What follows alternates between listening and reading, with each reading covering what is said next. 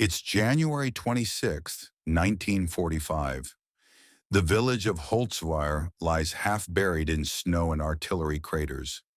German tanks crawl from the tree line, their engines growling through the icy wind. American soldiers of the 3rd Infantry Division scramble for cover, outnumbered, exhausted, and nearly out of ammunition. And in the middle of that chaos, one man refuses to move. Audie Murphy stands alone on the smoking wreck of a tank destroyer. He's 20 years old, barely 5'5", his face streaked with mud and blood. Around him, the rest of his company has fallen back under orders. But Murphy isn't finished. In front of him are 6 German tanks and more than 200 infantrymen, pushing hard to crush what's left of the American line. He grabs the machine gun mounted on the disabled tank destroyer, a weapon that could explode at any moment, and opens fire. Tracer rounds slice through the snow. German soldiers drop to the ground, stunned to see a lone gunner holding the field. For nearly an hour, Audie Murphy fights alone, calling artillery coordinates into his field radio with one hand, firing with the other, screaming into the static for support that won't come fast enough. Bullets spark off the armor. Flames lick at his boots. But he stays. He stays because if he doesn't, every man behind him dies. Pause a moment. Who was this kid? And how did he end up standing on a burning steel coffin, fighting an army by himself? Audie Leon Murphy was born in a wooden shack in Hunt County, Texas, in 1925. He was the 7th of 12 children, a skinny farm boy whose family barely scraped by through the Great Depression. His father left when Audie was a teenager, and his mother died before he turned 18. With no home, no money, and no future, he enlisted in the Army in 1942, lying about his age to get in. He was so small that recruiters tried to turn him away. But persistence got him into the infantry.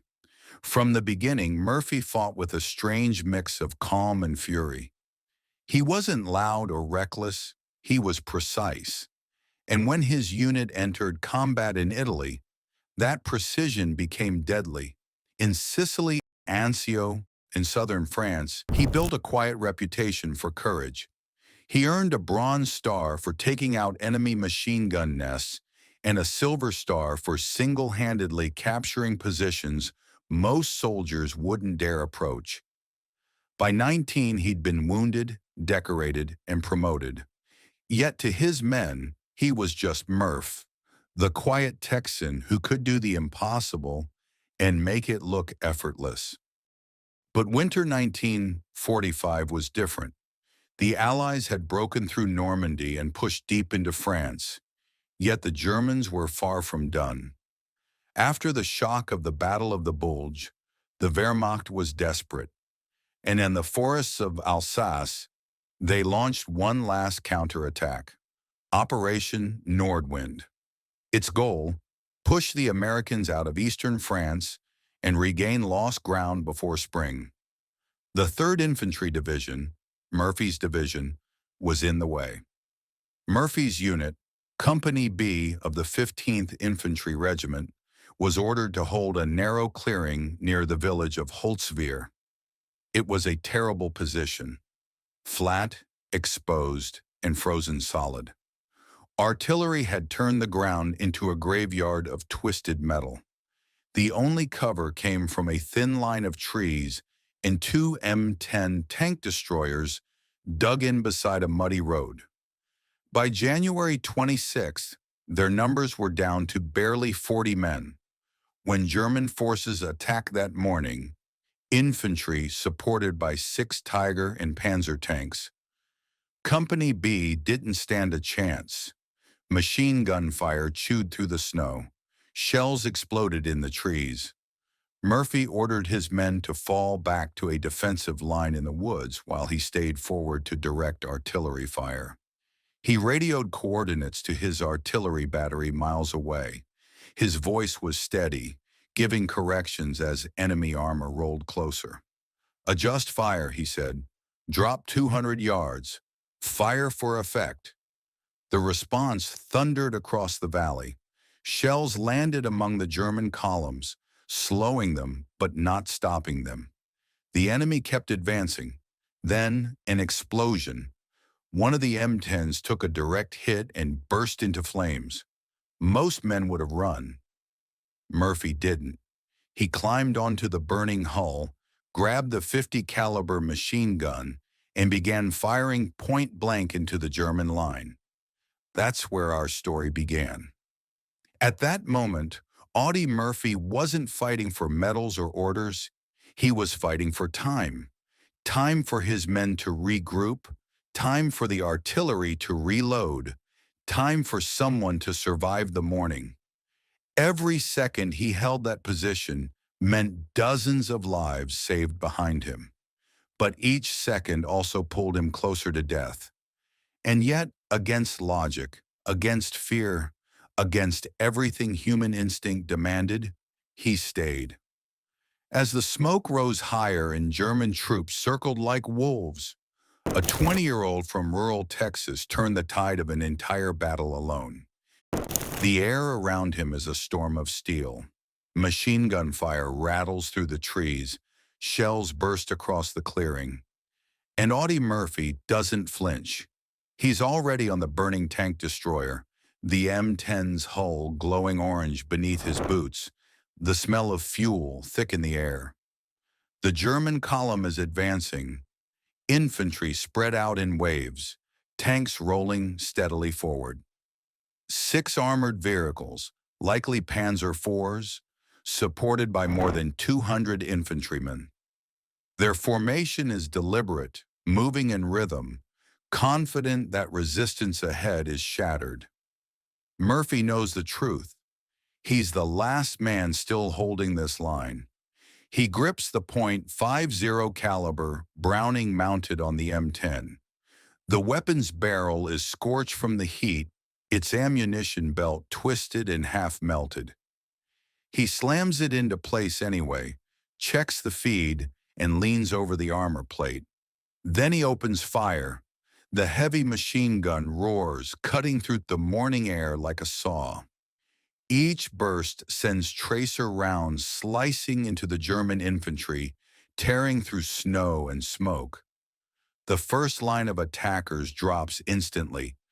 The rest scatter for cover, stunned that a single gun has turned the field into a wall of fire. Murphy doesn't stop. He shifts his aim in controlled arcs, short bursts to conserve ammunition, alternating between targets, advancing riflemen, machine gun teams, and officers trying to rally their men. His movements are precise, efficient. Years of training condensed into seconds of survival. Through the crackle of gunfire, he presses the field radio to his ear, static.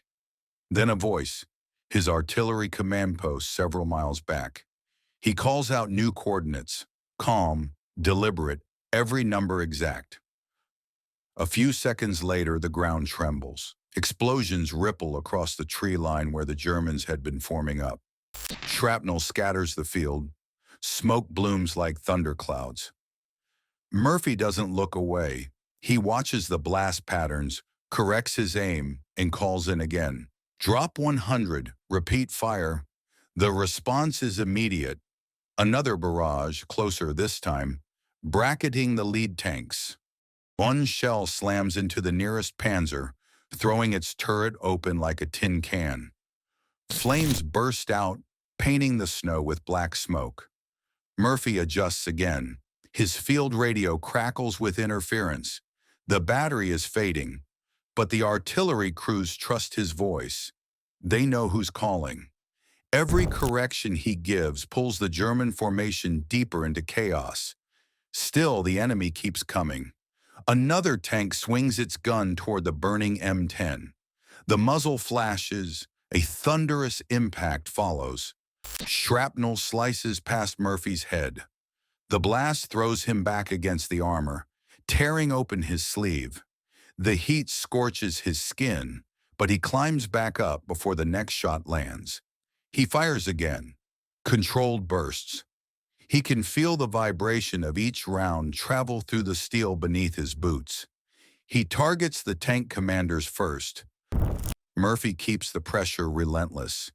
He switches position slightly, crouching behind the gun shield as the fire intensifies. German infantry are now within 50 yards, crawling, sprinting, ducking behind wreckage. He can hear their shouts, German commands cutting through the smoke. He radios once more. His voice doesn't tremble. Enemy at 50 yards, keep the fire coming. The next artillery strike lands directly in front of him, so close that debris rains down onto the burning M10. It's a curtain of explosions, obliterating the front wave of attackers.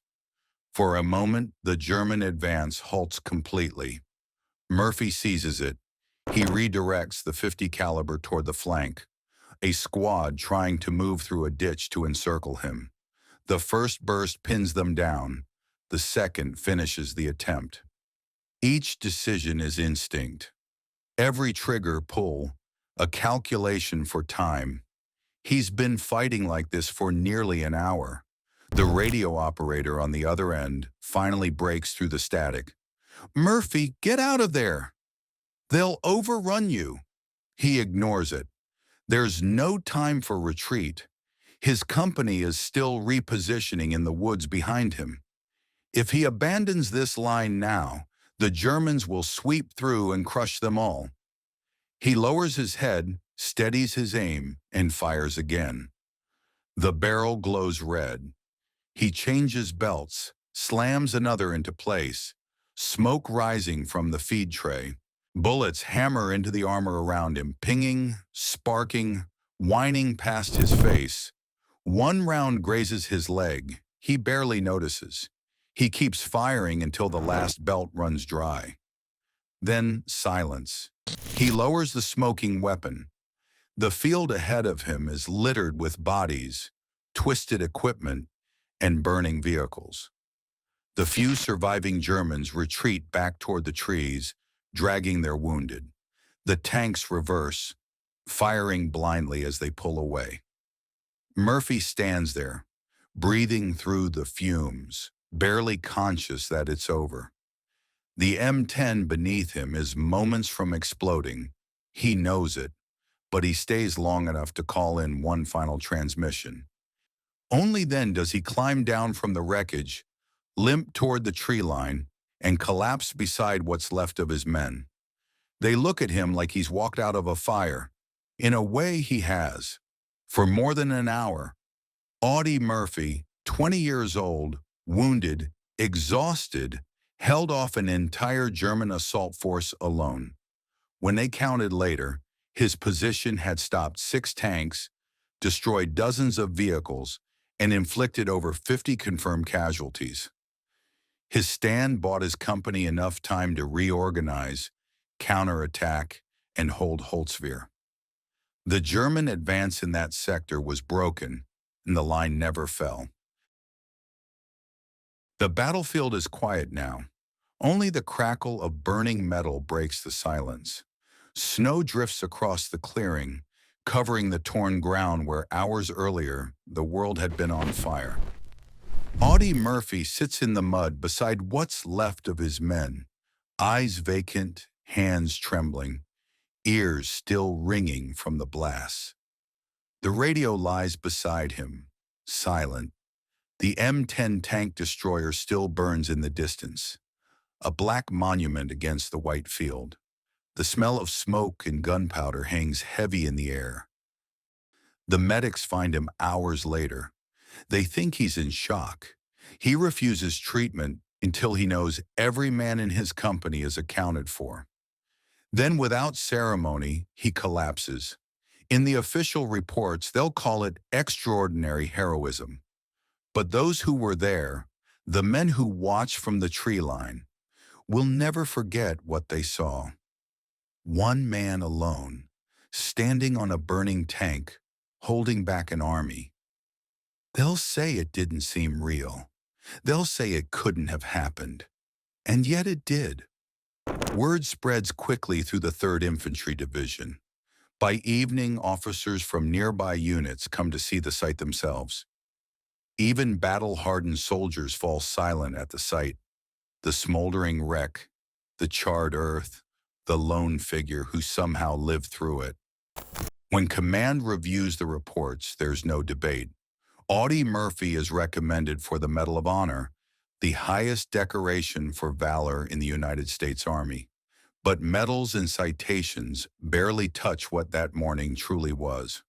For Murphy, it wasn't a story of glory, it was survival. And survival always leaves a mark. In the months that follow, the war ends. Europe is free, the guns fall silent, and soldiers go home. But Audie Murphy carries the war with him. He's promoted to lieutenant, celebrated as one of the most decorated American soldiers of World War II. His chest bears every major combat medal the nation can offer, and more than one from Allied forces. To the public, he's a symbol, courage in its purest form. But symbols don't sleep well. Murphy returns to Texas and discovers the hardest battle isn't behind him. It's inside him. Nightmares, flashbacks, what they'll later call post-traumatic stress disorder. In the 1940s, no one had a name for it. He turned to something new, storytelling. Hollywood noticed his legend long before he did. He began acting, quietly, reluctantly at first, then with growing confidence. In 1955, a film was made about his life, To Hell and Back. Murphy played himself. It became one of the highest-grossing war films of its time, and audiences were stunned not by the spectacle, but by his restraint. The man who'd lived through it didn't glorify it. He simply showed it as it was. The fear, the loss, the endurance. And that honesty became his legacy. Decades later, historians still study that day at Holtzwihr. Tacticians analyze how a single soldier, through quick decisions and precision under pressure, halted an entire German advance. Psychologists study the willpower, how someone so young could remain rational under that kind of fire. But maybe the truth is simpler. Audie Murphy didn't fight to be remembered. He fought because at that moment, no one else could. He once said, "Bravery is just determination to do a job that must be done." And that's what he did, the job that had to be done, no matter the cost. When he died in 1971, his grave was placed among thousands of others at Arlington National Cemetery.